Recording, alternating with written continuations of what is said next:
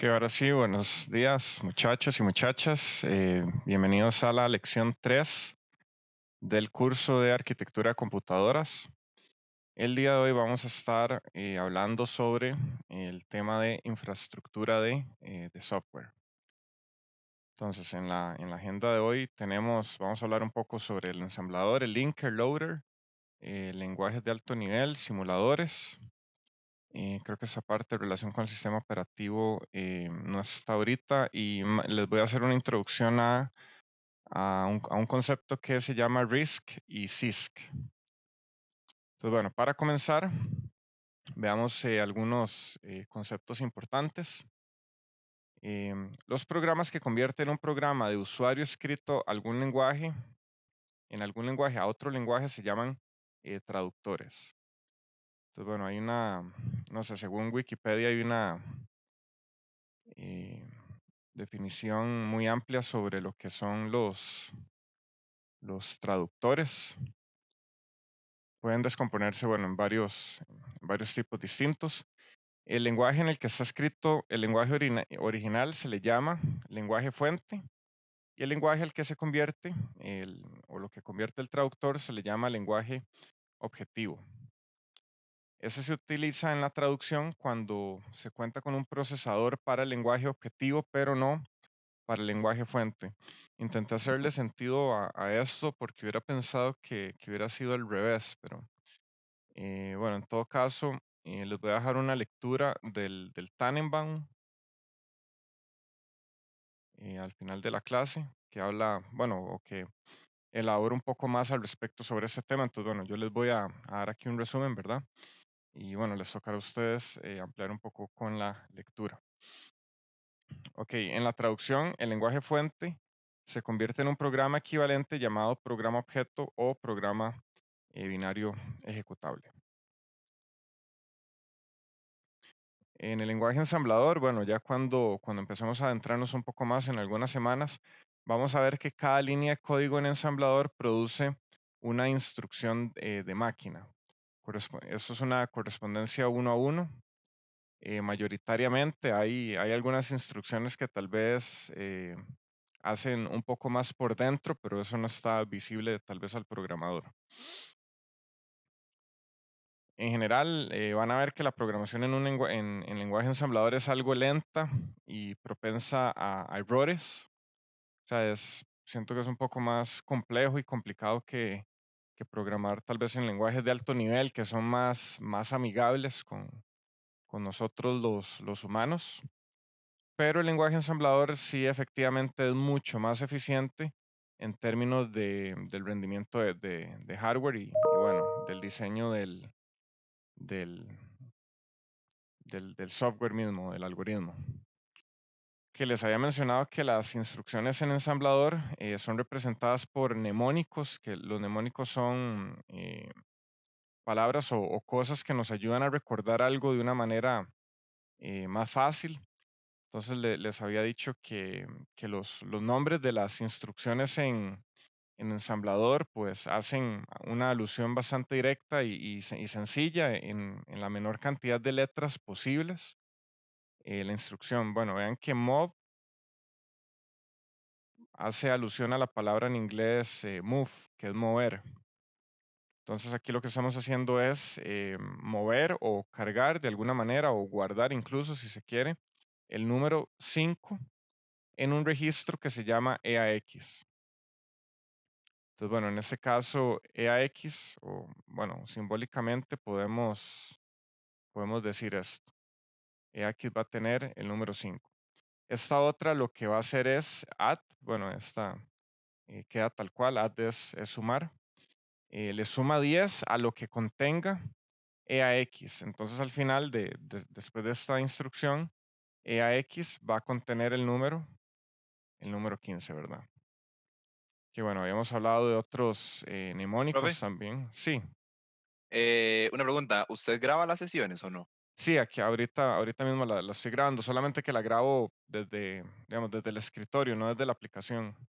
Ah, ya, ya, Sí, buenísimo, sí, gracias. sí, no se Eso era todo. preocupen. De hecho, no les he subido la lección pasada Me había faltado un tema y les había dicho que lo íbamos a ver hoy, pero me parece que puedo hacerlo tal vez fuera de línea y meterlo, digamos, dentro de la misma grabación de la clase. Y cuando la suba van a tener esa parte que no vimos. Pero sí, sí, efectivamente, incluso, bueno, em, con mis otros cursos sí he estado el mismo día procesando el video y que toma ahí algún tiempillo y lo subo el mismo día porque ya vi que la semana pasada no subí ninguno y el fin de semana intenté hacerlo y vi que es bastante trabajo como para hacer todo de golpe. Entonces sí, em, en este y bueno, en las próximas lecciones, el mismo día voy a estarla procesando y ya para la noche queda subida. Entonces sí. Ok, entonces bueno, continuando, vean, les había hablado también de otra instrucción, JMP, que hace alusión directa a jump, que es un salto en el código, o sea que estamos en un punto y eh, vamos a hacer un salto a otro punto en el código. Que eso vamos a verlo un poco más adelante ya cuando nos adentremos más en el lenguaje ensamblador. Ok, aquí el objetivo de la clase es que tal vez entiendan cómo funciona por debajo el proceso, bueno, una vez que uno escribe un programa, bueno, cómo se compila, cómo se traduce y bueno, los diferentes mecanismos que hay para construir tal vez el ejecutable o bien ejecutar el programa. Entonces, bueno, los traductores pueden dividirse a grandes rasgos en dos grupos, dependiendo de la relación entre el lenguaje fuente y el lenguaje objetivo. Entonces, bueno, tenemos un traductor ensamblador, aunque vean que la palabra traductor como que es un poco implícita, tal vez. O sea, no hablamos en la jerga normalmente de traductor ensamblador, es como una palabra muy larga, ¿verdad? Simplemente decimos el ensamblador o el compilador. Solo vean que traductor es como la forma más general de llamarle a estos programas que ejecutan, bueno, que realizan diferentes tareas. El ensamblador, el ensamblador lo que tiene es el lenguaje fuente, que es una representación simbólica del lenguaje máquina, que justamente habíamos visto, eh, que aquí me salió mal,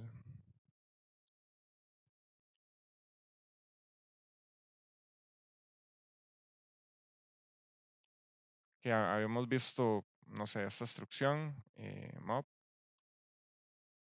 EAX 5. Entonces, este lenguaje fuente es una representación simbólica a través de estos mnemónicos del lenguaje de máquina. El ensamblador lo que va a hacer es convertir esto en unos y ceros,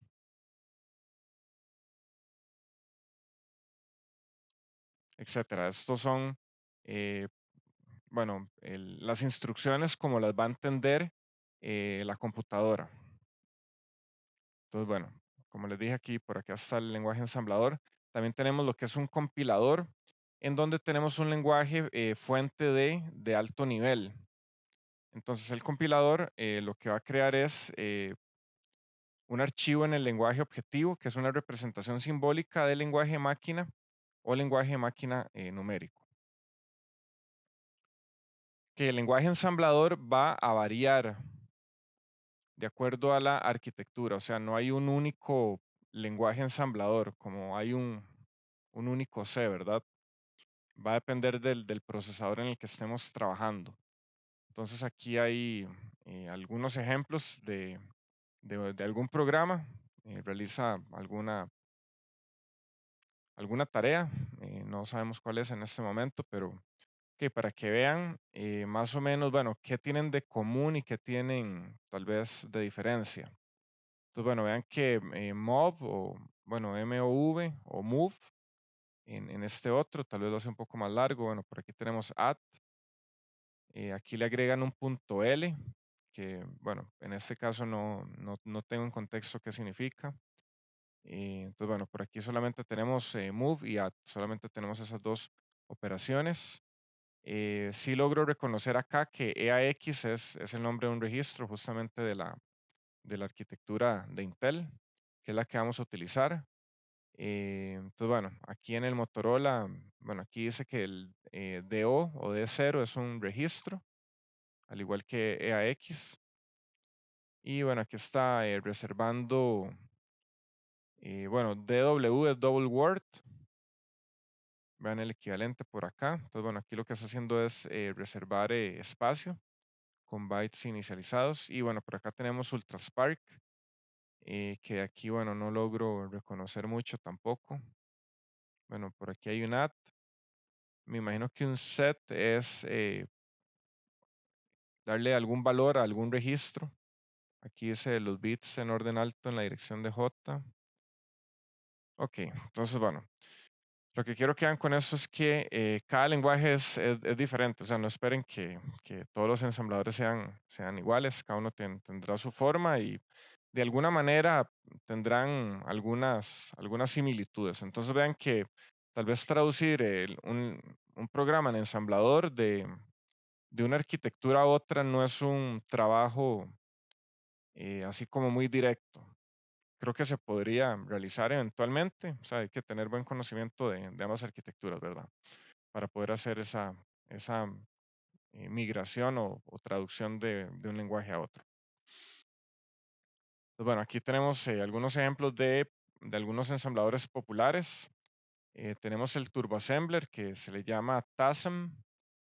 Bueno, vean que ASM o ASM hace referencia a Assembler.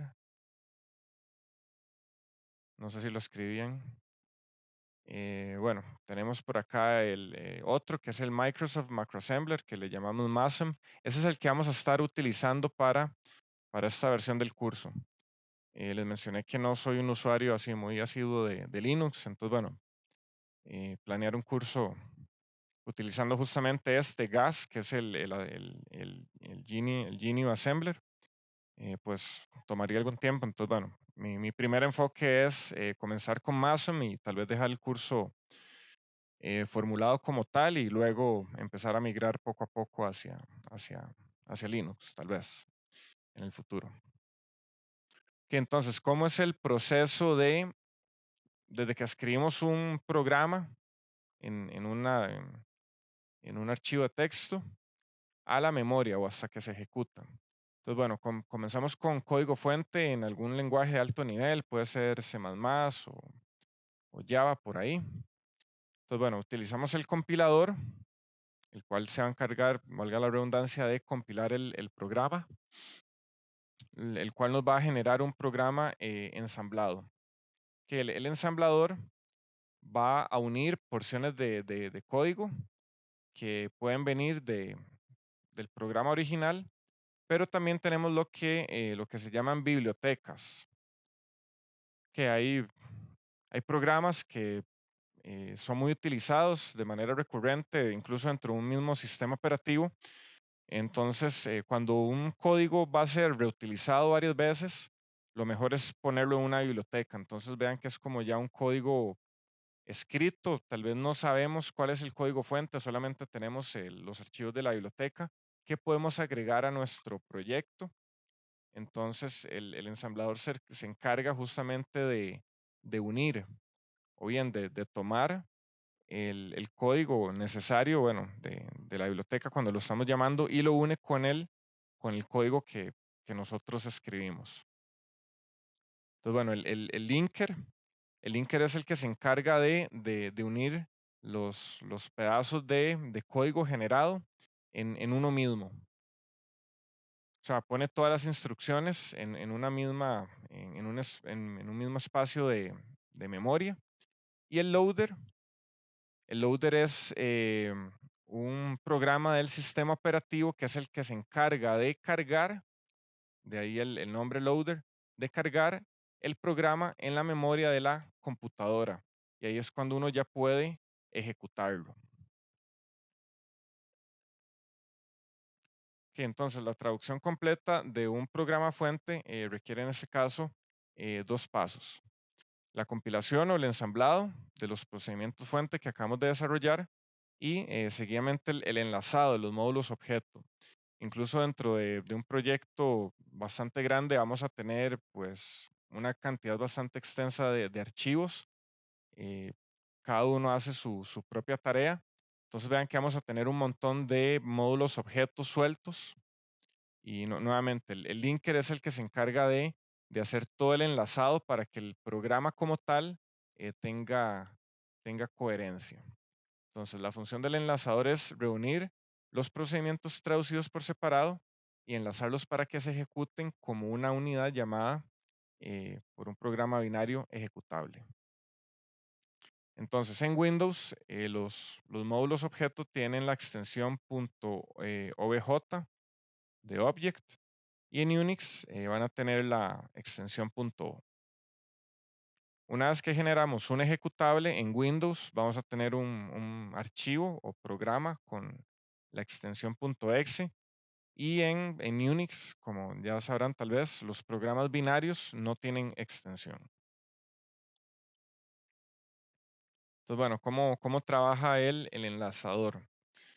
Como les dije, la mayoría de los programas son muy extensos y contienen todos varios procedimientos o módulos. Es decir, o sea, no desarrollamos todo un proyecto dentro de un mismo archivo.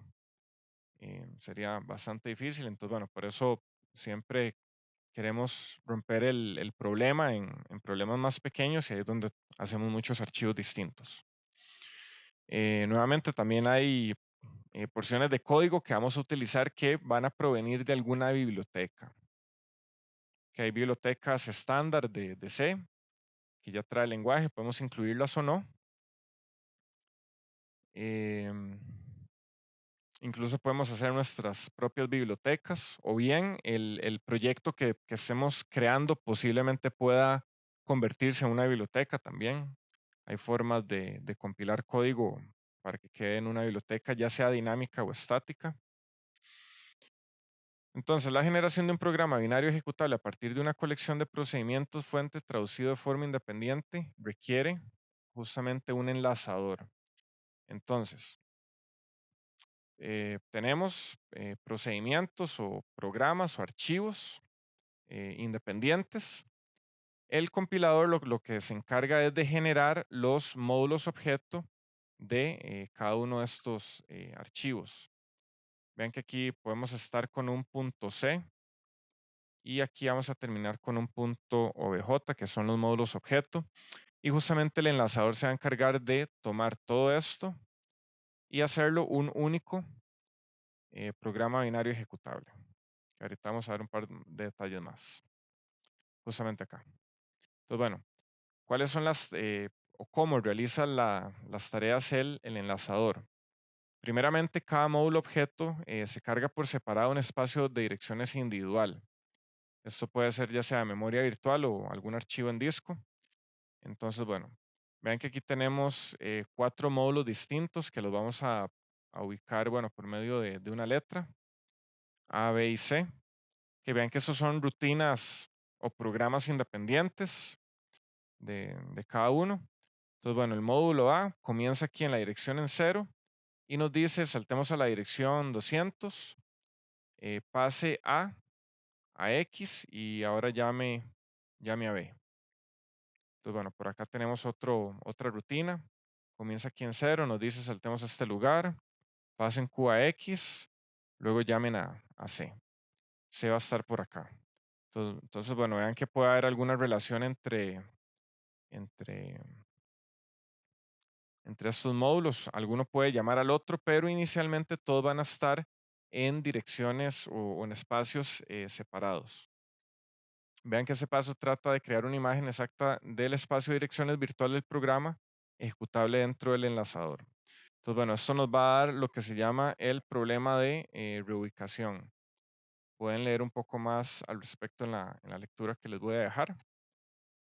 Entonces, bueno, ¿cuáles son las tareas que realiza el enlazador? Este fusiona los espacios de direcciones de los módulos objeto en un espacio único de direcciones lineal, siguiendo estos pasos. Primero, construye una tabla con todos los módulos objeto y sus longitudes, que incluso, bueno, podemos ver acá las longitudes de las rutinas. con base en esa tabla se asigna una dirección de inicio a cada módulo objeto. Luego se buscan todas las instrucciones que hacen referencia a la memoria y se suma a cada una de ellas una constante de reubicación igual a la dirección de inicio de su módulo. Y finalmente se buscan todas las instrucciones que hacen referencia a otros procedimientos y se inserta la dirección del procedimiento en cuestión. Entonces, bueno, vean aquí el paso 2. El enlazador fusiona los espacios de direcciones de los módulos objeto en un único espacio de direcciones lineales. Entonces, bueno, vean aquí tenemos los módulos separados. Y aquí es como nos quedaría una vez que el enlazador ya hace su tarea. Entonces ya ahora sí, ya queda todas las diferentes rutinas dentro de un mismo espacio de memoria y ahora sí el programa puede estar saltando entre posiciones de memoria de acuerdo a la necesidad del programa o bien de la dinámica del programa, cómo se esté moviendo con el llamado de rutinas. ¿Qué? ¿Alguna pregunta hasta el momento? Ok, entonces ahora continuamos con el loader o el cargador. Ese es un programa que realiza la función de carga de ese programa ya enlazado en la memoria de la computadora. Este es un trabajo del sistema operativo.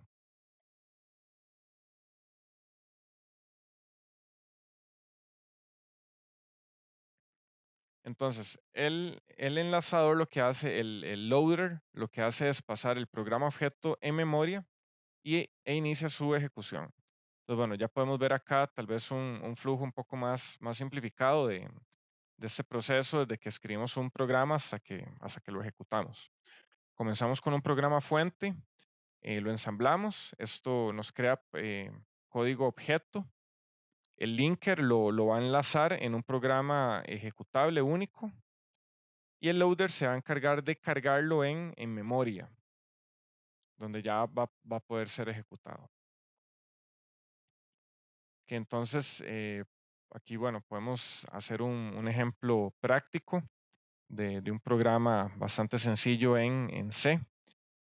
Este ejemplo incluso, bueno, pueden estarlo eh, replicando ya mismo. No sé, si pueden, hagamos esta dinámica. Tengo entendido que la gran mayoría tiene Linux, ¿verdad? O está trabajando actualmente en Linux. Sí, no. Bueno, hay algunos que usamos los dos. Ajá. Bueno, dependiendo de donde estén, bueno, podrían intentarlo ya mismo o no sé, tal vez después de la ¿Eso es en clase. la terminal, ah, profe? Ah, ¿Eso es en la terminal de Windows? em, No, no, esto, bueno, ese código que aparece acá es de un archivo de texto que tiene simplemente el fondo negro. negro. Sí, Ah, perdón. sí, bueno, y en la consola Windows, bueno, si uno pone esto, creo que no, no va a entender, ¿verdad? Em, no, esto es sencillamente un programa. De hecho, creo que, bueno, yo ya lo tengo por acá. De hecho, estaba haciendo. Ok, entonces, ya les pasé a todos, bueno, este programa. Yo lo tengo por acá. Ujú, lo tengo por acá. Entonces, lo tengo en un archivo. Bueno, aquí sí le doy ls. Aquí ya voy a tener varios archivos. Estamos a la par de la carretera, de la Vaya, pista. Ok, ya. Ok, aquí tenemos, bueno, a mí ya me aparecen varios archivos. Tengo el suma.c. Entonces, bueno, ¿qué nos dice esto por acá? A ver. Ok, vamos a hacer el ensamblado con esta instrucción. A ver, si es la misma. GCC-M32. Bueno, esto es dependiendo de la arquitectura. Menos MASM, eso le va a indicar al compilador, bueno, que este es el ensamblador que vamos a estar usando. Y bueno, por aquí van a estar los archivos. Entonces, bueno, yo estaba haciendo eso por acá. Aunque bueno, leí con 32 y me funcionó. Ok, con 64 no me sirve. Con 32 sí me va a servir. Ok, entonces esto lo que va a hacer es generar el archivo suma.s.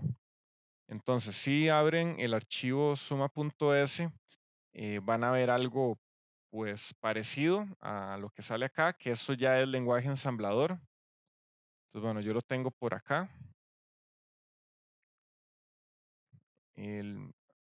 La versión que a mí me aparece acá, o bien el contenido es un tanto distinto a lo que aparece acá. Bueno, vean que aquí esto lo hizo el profesor Emanuel en Ubuntu. Yo lo estoy haciendo aquí en Cygwin. Entonces, bueno, logro reconocer algunas cosas parecidas y de lo que aprendí de ensamblador del semestre pasado, bueno, comenzando con ese curso, no sé, para sumar dos números me parece que es, no sé, mucho código, que es justamente algo que veníamos hablando, que tal vez los compiladores generan código adicional que no sé, tal vez igual funciona, pero no sé si es innecesario. Verdaderamente, si yo quisiera sumar dos números en ensamblador, pues creo que tal vez me saldría un archivo un poquito más pequeño. O sea, no logro reconocer directamente eh, qué hace todo esto. O sea, como les digo, yo pensaría que podría ser más sencillo, pero bueno. Que ya, ¿quiénes han podido replicar este ejemplo hasta el momento?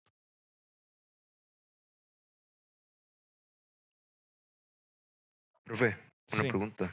sí, Me imagino que en esa parte donde dice menos NASM igual a Intel, ¿verdad? ajá.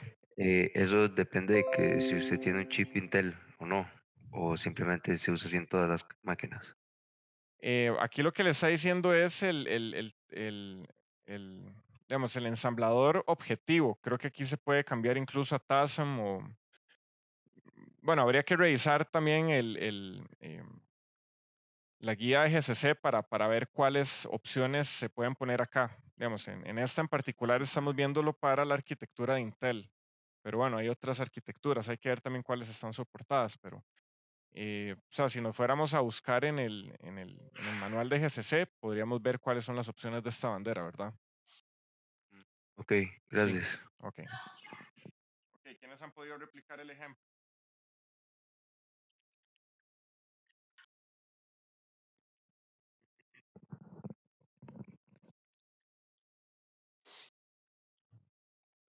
Yo estaba desde Visual, pero y como usted dijo Sí, es que que no se podía. necesita así la consola para hacer esto, ya que necesita, pues, realizar esas instrucciones acá. Ok, ahora esta otra, ¿Cómo era que se llamaba la consola que había que descargar? bueno, la que yo uso, porque era lo que usaba en mi antiguo trabajo, que trabajamos en Windows, pero a veces necesitábamos compilar por consola, se llama Cygwin. Em, la voy a pasar, lo voy a escribir en el chat del grupo.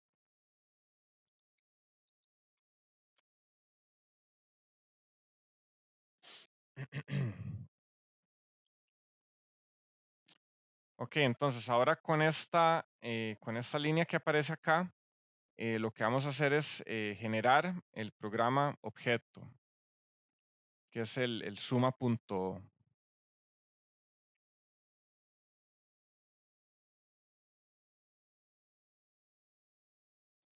A mí me fallaron algunas de estas instrucciones. No sé si tal vez fue por utilizar Cygwin, algo tal vez no es compatible. A ver.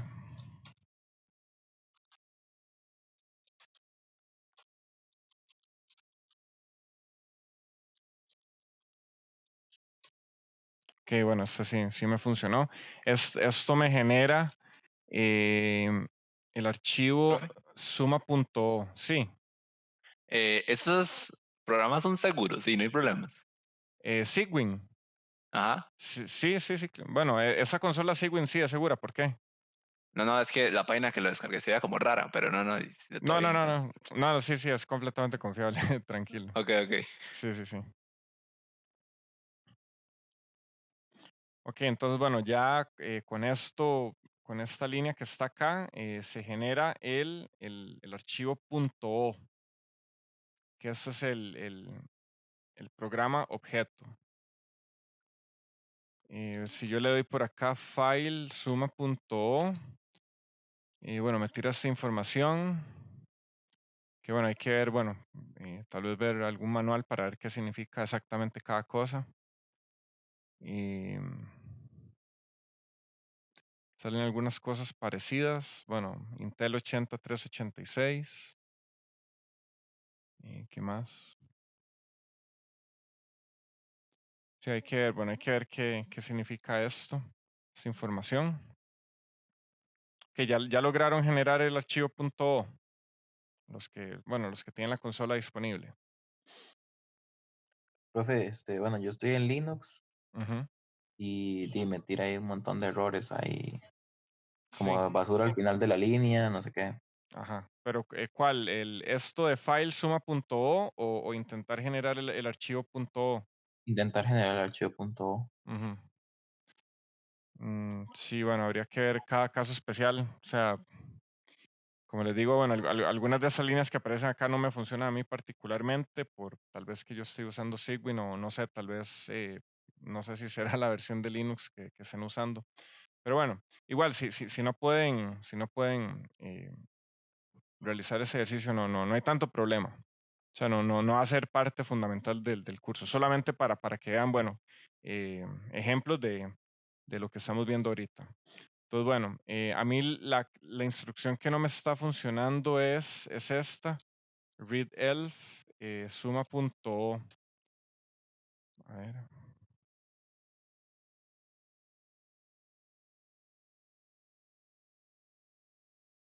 me faltó una opción.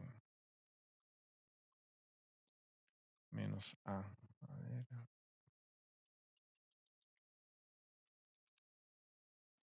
Si a mí con esta me sale que no es un archivo elf. Pero bueno, en todo caso, esto es lo que se debería ver. Que nuevamente, bueno, todas estas cosas hay que, bueno, irse a los manuales para ver, bueno, qué significa cada cosa particularmente. Pero bueno, este es el contenido del archivo objeto. De aquí sí logro reconocer algunas cosas de los programas en general. Bueno, la sección, eh, recuerdo .rodeira, text, la sección .bss.deira, que esto hace alusión a diferentes partes del programa. Algunas contienen tal vez variables, que esa es la sección .deira. .text es la que incluye texto que uno, o strings que uno incluye tal vez para utilizar con printf. También está, bueno, la parte de raw data. Entonces, bueno, aquí le sale todo el contenido del tamaño, bueno, de cada sección del archivo.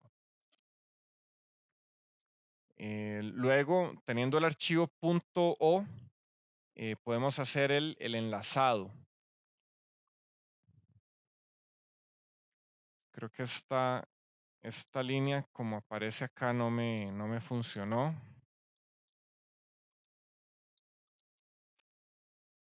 Sí, esta me revienta ahí feísimo. Pero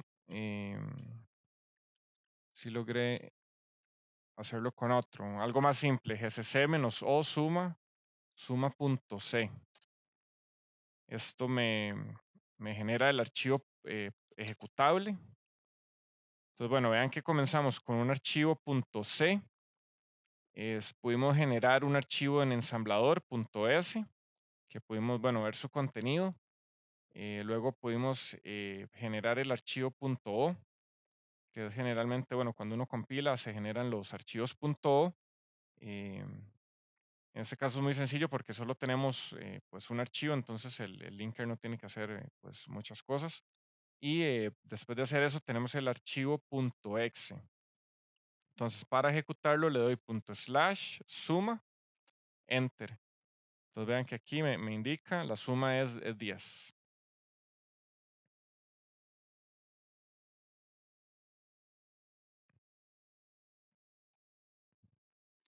A ver, en la llamada ustedes tienen aquí la posibilidad de levantar la mano o de hacer como una confirmación. Tal vez me pueden indicarme los que han logrado replicar este ejemplo. Tal vez poniendo ahí, hay una opción para poner yes. Yo le puedo decir que no lo he podido hacer. Básicamente por eso, porque estoy en Windows y no tengo Ajá, la ok, configuración de esa. ajá.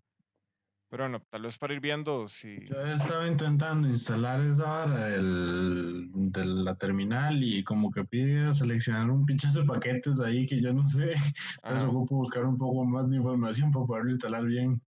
Sí, no, la instalación de Sigwin toma bastante tiempo. Entonces sí, o sea, los que quieran instalar Sigwin no lo van a poder hacer como ya mismo. Sí, sí es algo que Profe, toma bastante. Ajá. yo, bueno, usé primero el de pasar de punto C a punto S y ese Ujú, me funcionó bien, ujú, pero luego uso el de punto S a punto O y ahí es donde metieron un montón de errores y todos los errores dice como basura al final de la línea, el primer carácter descartado, no sé qué, ujú,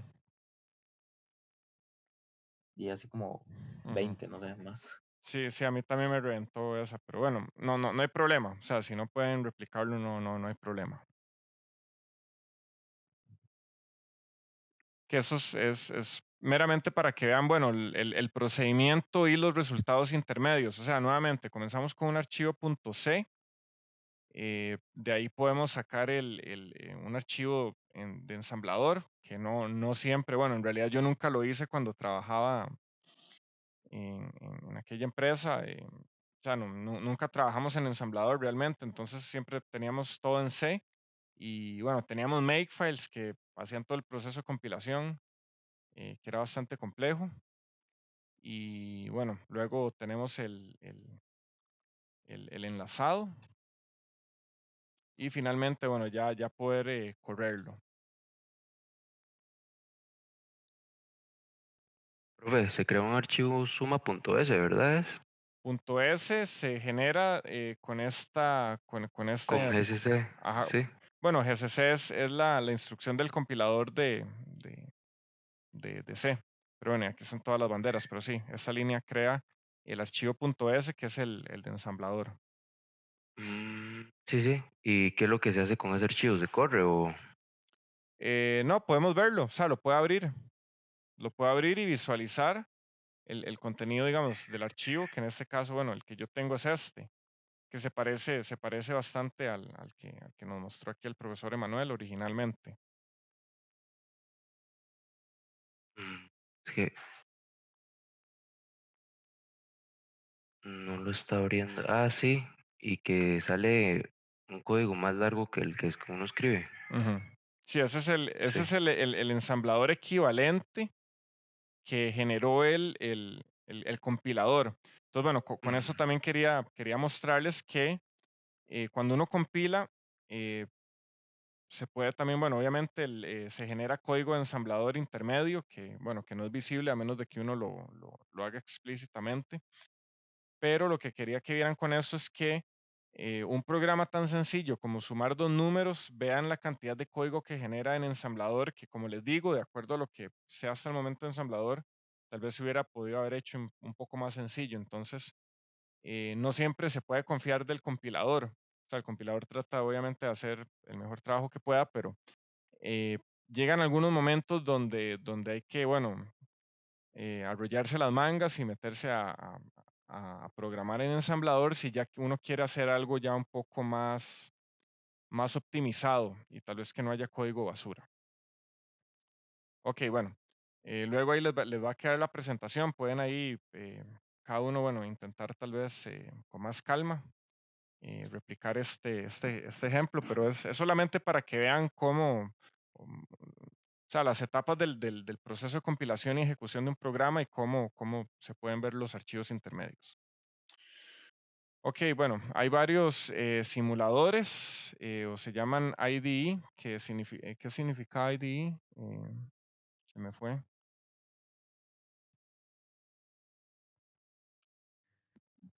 Sí, ahorita no recuerdo.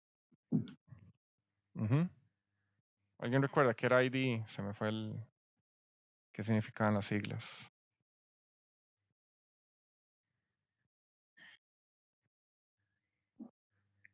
Creo Bueno, que era entorno de desarrollo integrado. ujú. Esa. Sí, Se me olvidó la palabra, entorno, mae. Integrated Development Environment, sí, ok. Entonces, bueno, hay varios simuladores o softwares de desarrollo o ambientes de desarrollo para ensamblador. Estos el semestre pasado, bueno, estuve probando varios para ver en cuál era más fácil programar. Bueno, por aquí está este que se llama SASM, que es, creo que este es ruso. Sí, a ver, sí, me parece que es ruso este. Entonces, bueno, intenté bajar varios editores, trabajar para ver cuál era el más rápido de trabajar y tuve problemas con muchos, incluso algunos de estos. Bueno, tal vez no sé si por mi configuración de Windows, al crear un archivo de ensamblador, el firewall me decía que había un troyano. Entonces no podía, o sea, no podía ejecutar los programas en ensamblador porque el firewall de Windows no me está dejando. Por eso, después, bueno, terminé yéndome a Visual Studio 2019, que fue el que les dije que instalaran. Al menos el semestre pasado, todos tenían Windows y la mayoría tenían Windows y Linux. Entonces, bueno, los que no tengan Windows, pues sería bueno o sea, que vayan desde ya, porque de aquí a tal vez a unas semanas ya vamos a empezar con ensamblador. Entonces sería bueno que vayan este par de semanas como intentando poner a correr bueno, el ambiente Visual Studio y saber que pueden ejecutarlo. No sé qué va a pasar si se trabaja una máquina virtual desde Linux usando Visual Studio. Una vez trabajé con una máquina virtual de Linux en Windows, pero no todo lo que me exigía el proyecto era posible hacerlo. Entonces, bueno, espero que no tengan problemas, pero por facilidad sí vi que Visual Studio ofrece muchas comodidades a la hora de programar y de debuguear, que debuguear los programas en ensamblador va a ser una eh, gran parte del tiempo que le van a dedicar a la parte de- del desarrollo de software en ensamblador. Que bueno, por acá también hay lo que se llaman debuggers que nos ayudan justamente a debuguear línea por línea. Lo que hace es ejecutar el programa paso a paso. Y eso es algo, bueno, que siempre se va a tener que hacer cuando uno está trabajando pues en proyectos grandes y complejos. Siempre va a haber que usar un debugger. Este en particular, GDB, es el debugger de GNU que se puede usar por consola. Yo creo que ya Linux lo trae por defecto. En Cygwin hay que instalarlo explícitamente. A mí particularmente no me gustó utilizar GDB porque no sé, como que es por consola y los comandos eran un poquillo complicados. Tal vez me acostumbré a la comodidad de los entornos de desarrollo que le ofrecen a uno un debugger visual, donde uno puede poner incluso breakpoints de manera más fácil, de manera visual. Uno solo se da a la línea del código y pone el breakpoint y puede ver banderas. Uno puede eh, poner variables que se llama, bueno, uno le pone ahí watch u observar una variable, entonces uno puede ver el contenido de la variable, cómo va cambiando, dependiendo, bueno, el tipo de programación en la que estén trabajando. Yo al menos trabajé en lo que se llama procesamiento digital de señales, que hay que trabajar con datos, con algoritmos que procesan datos, y hay que estar viendo que los resultados intermedios de los cálculos pues tengan valores correctos. Si de repente uno corre la aplicación y no funciona, pues bueno, y no funciona, hay que literalmente enrollarse las mangas y meterse al código línea por línea a ver en qué momento los datos empiezan a, a fallar o no sé, tal vez en algún momento hay un desbordamiento y uno no se da cuenta, cosas así. Entonces únicamente, bueno, con un debugger puede ser visible, al menos un- una forma de debugging muy rudimentaria, pero a la vez bastante poderosa es el printf. Es casi que lo más poderoso que, que puede haber para debuguear. Uno, si quiere, tal vez ver la evolución de una variable a lo largo de 1000 iteraciones incluso. Uno simplemente le pone ahí printf, no sé, le pone aquí var1 es igual a, ahí no sé, dependiendo si es entera o lo que sea, y le pone ahí la variable. Bueno, aquí me faltó un /n para que haga la nueva línea. Entonces uno hace esto y lo escribe tal vez a un archivo, entonces ahí uno va viendo la evolución de una variable para 1000 iteraciones y uno puede ver en qué momento la variable ya empieza a fallar. Entonces ahí con eso uno puede ver comportamientos. En realidad esto es pura maña y ingenio. Ver cómo le hace uno para arreglar las cosas. O sea, no hay un manual que le diga a uno cómo debuguear. O sea, hay que ser bastante ingenioso para analizar el programa, ver qué es lo que está pasando. Y bueno, a veces surgen bugs que le pueden tomar a uno semanas o días que uno se agarra el pelo y uno dice, pero ¿qué es lo que está pasando? No logro encontrar el problema. Y de repente uno lo encuentra y dice, mira, era eso, era algo tonto. Siempre cuando uno lo descubre, uno dice, mira, era algo tan tonto y eso me tuvo detenido una semana.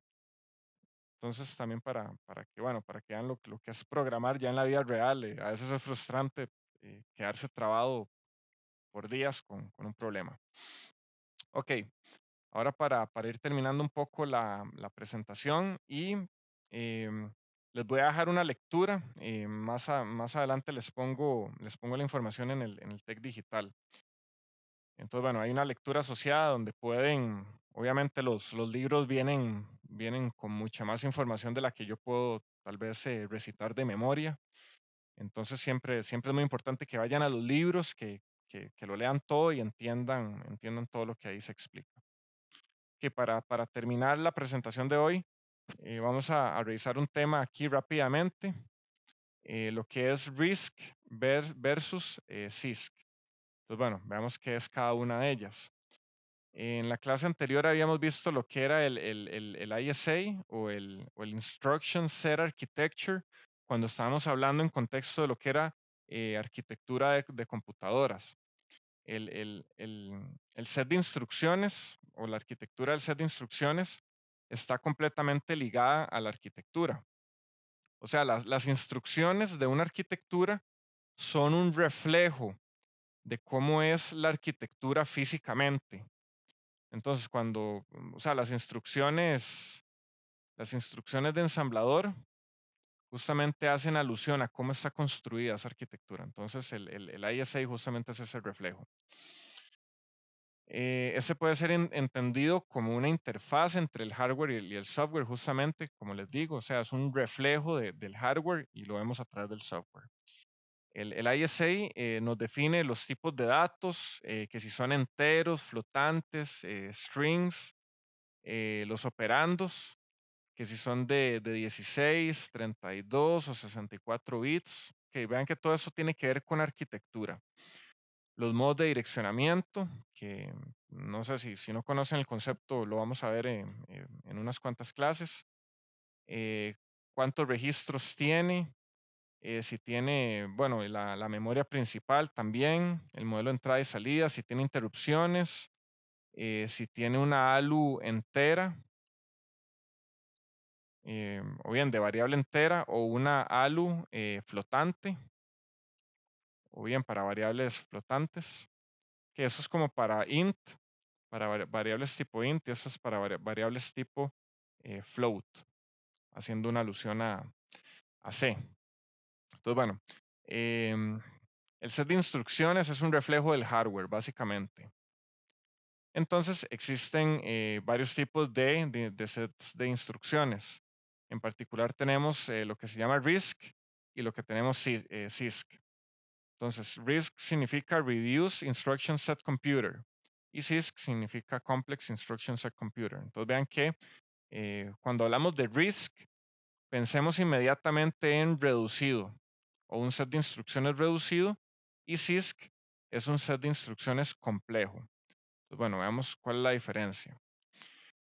En la década de los 50, que vimos también un poco la perspectiva histórica de la vez pasada, las computadoras se diseñaban de manera aislada. Incluso los modelos que existían en ese tiempo que vimos de tipo IBM, producían, bueno, computadoras, pero no eran de uso hogareño, por decirlo así. O sea, eran de uso industrial o gubernamental, o sea, solamente organizaciones con bastante dinero podían tener acceso a las computadoras porque antes eran mucho más caras de lo que son ahora, ¿verdad? Entonces, en los 50 las computadoras se diseñaban de manera aislada. Esto provocaba que el software que se ejecutaba en una computadora no fuera compatible o no se pudiera ejecutar en otro. Entonces, bueno, vean que unos 15 años después, ya cuando incluso esto coincide, que vean que las fechas también deben darles alguna idea, bueno, en qué punto de la historia y en contexto. En 1964 habíamos visto que fue el comienzo del desarrollo de los circuitos integrados. Entonces, se le atribuye a IBM el proceso de estandarización del método CISC. Entonces, bueno, RISC, el formato RISC, se observó que las instrucciones creadas por los diseñadores de software eran simples y precisas o empezaron a ver que era necesario hacerlo más simple, ¿verdad? Entonces vean que de aquí surgió la necesidad de hacer las cosas más simples. Entonces, esto es lo que nos da el set de instrucciones reducido. En la actualidad, ambas arquitecturas existen actualmente en producción. El mayor ejemplo, bueno, son de los procesadores RISC, son ARM o ARM, que significa Advanced RISC Machine. Ahorita hay algo que anda sonando mucho, que se llama es el RISC-V.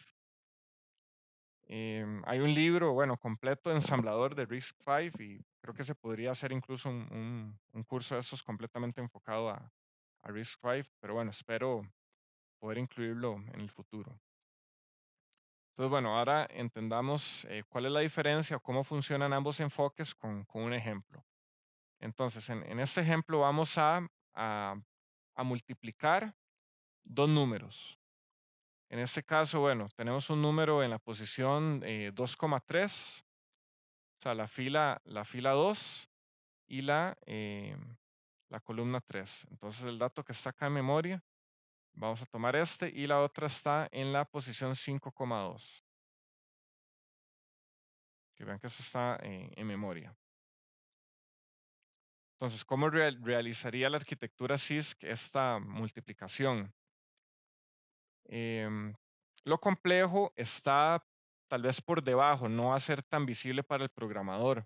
Entonces, el formato CISC utiliza pocas instrucciones, teniendo un procesador capaz de entender y ejecutar un conjunto de operaciones. Entonces, bueno, digamos que pongámosle un nombre ficticio, mult, que de hecho coincide con la instrucción, bueno, que se usa en ensamblador en TASM. Entonces, bueno, en ese caso, mult tiene varias operaciones implícitas. Eso fue lo que les dije que hay cosas por debajo. O sea, el programador solo ve una instrucción. En realidad, el programador solo va a poner multiplicar este número y este número. O sea, solamente accesando memoria. La instrucción carga los valores en los registros separados, multiplica los operandos y almacena el producto en el respectivo registro. Entonces vean que esto implica 3 acciones, al menos. Cargar los valores a los registros separados, multiplicarlos y almacenar el producto en algún otro lugar o en memoria.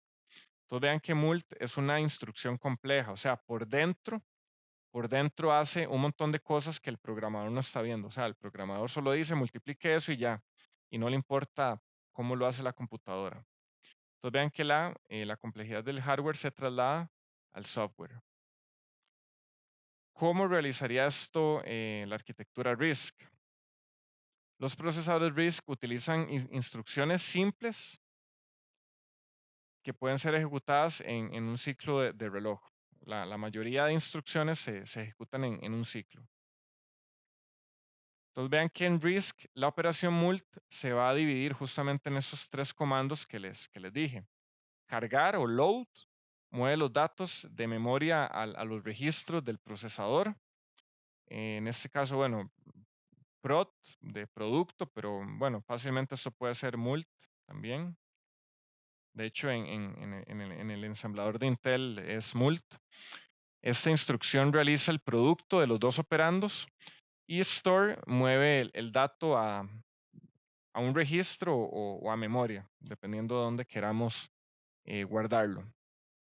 Entonces vean que el equivalente de mult en CISC, en RISC, sería cargar esta posición de memoria, cargarlo al registro A, esta otra posición de memoria, cargarla al registro B, multiplicar A y B y guardar, bueno, vean que incluso la instrucción prod o mult toma dos registros, pero está diciendo, básicamente está diciendo A es igual a A por B. O sea, guarda el resultado en este mismo registro.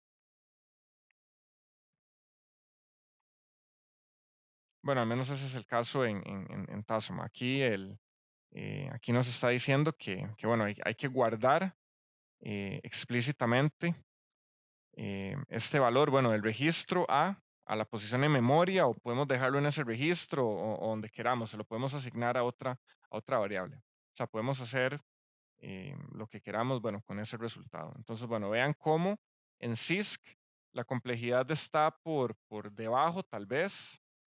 De esta aseveración no estoy muy seguro, tal vez la complejidad del hardware se traslada al software, más bien yo diría que en CISC, aquí como nos está indicando, es simplemente una instrucción y es el hardware por dentro el que se encarga de hacer todo. En cambio, en RISC, más bien sale a flote tal vez esa complejidad donde hay que hacer todo explícitamente, lo cual creo que esto da bastante flexibilidad, tal vez.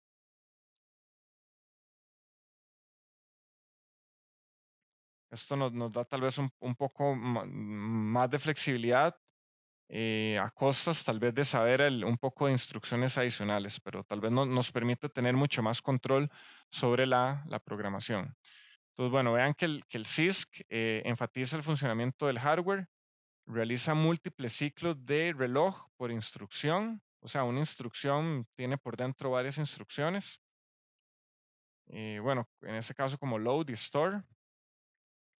El código de los programas en ensambladores es menor comparado con RISC, justamente lo que les dije. O sea, estamos como empaquetando tres instrucciones en una sola y el hardware es el que se encarga de hacerlo. En cambio, el RISC enfatiza el funcionamiento en el software.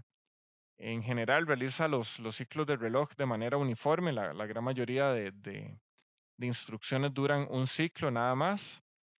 Hay que realizar explícitamente las operaciones de memoria, como por ejemplo load y store, y esto va a hacer que el programa en ensamblador sea mayor en cuanto a líneas de código. Pero nuevamente, como les digo, me parece algo positivo porque tal vez nos da mucha más flexibilidad a la hora de programar. En cambio, esto puede ser tal vez un poco más tieso de desarrollar. Y creo que para terminar con esto, tenemos aquí algunos ejemplos de arquitectura CISC. El Intel x86, AMD y Motorola. Y ejemplos de RISC, tenemos PowerPC, ARM y Spark. Y bueno, por ahí les había hablado bueno, ARM tiene esa arquitectura nueva que están sacando que se llama RISC-V, que es incluso abierta, es una arquitectura abierta. Eso es más que Profe, todo, sí. Lo de Motorola es por procesador de teléfono, algo así. ¿O no? Sí, es como... Eh, bueno, Motorola originalmente comenzó creando eh, procesadores, me parece. O sea, no conozco muy bien la historia de Motorola, pero bueno, vean que el desarrollo de chips data desde 1960 y vean que en ese tiempo no existían teléfonos celulares.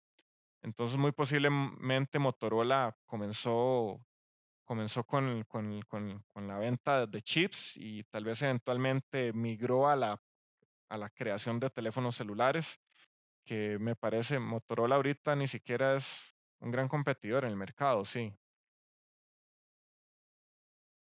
Realmente no. Bueno, Actualmente pero no, recuerdo tal vez Sí. que hace muchos años, tal vez por ahí podía haber algún teléfono Motorola.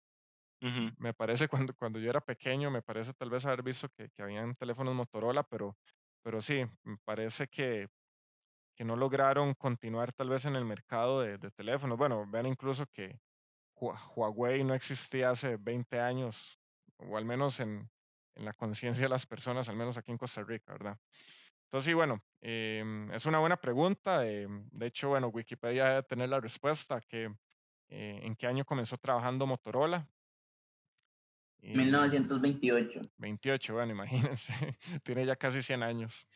Entonces, sí, bueno, vean que todas estas compañías a lo largo de la historia, desde, em, bueno, incluso con el desarrollo y las etapas de las computadoras, vean que han tenido que irse adaptando a los mercados. De hecho, hace poco vi una noticia que Toshiba se retiraba del mercado de laptops. O sea, vean, después de, bueno, tantos años teniendo laptops Toshiba, ya dijeron, ya nos vamos del mercado. Entonces vean cómo estas compañías van evolucionando, bueno, o incluso quebrando o cambiando su modelo de desarrollo. Entonces sí, bueno, les recomiendo que lean, que se vayan a Wikipedia, tal vez lean un poco de historia, ya tenemos un poco en contexto cuál ha sido el desarrollo de la electrónica con fechas importantes. Ok, la idea es que si ustedes les hablan de 1920, 1930, 40, 50, 60, 70, o sea, que sepan en contexto eh, qué había en ese tiempo, ¿verdad?